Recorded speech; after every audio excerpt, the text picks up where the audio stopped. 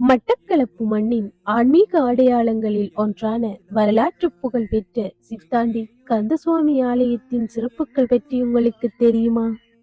முருகப்பெருமான் கதிர்காமம் நோக்கி சென்ற போது இவ்விடத்தில் சித்தனாக வந்து இளைப்பாறியதாக ஐதீகம்.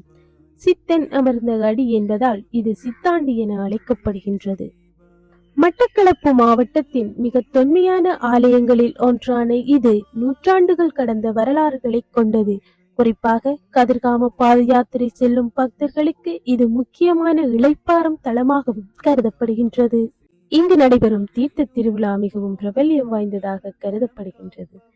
வேடர்குல மக்களுக்கும் இந்த ஆலயத்துக்கும் இடையே இருக்கும் பாரம்பரிய தொடர்பு இதன் தனிச்சிறப்பம்சமாகவும் காணப்படுகின்றது.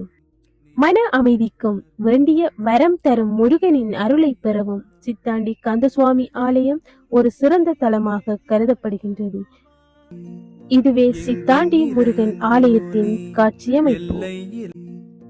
எங்கும் நிறைந்தோனே, எல்லை இலாதானே, எங்கேயும் எப்போதும் என் குலம் காப்பவனே.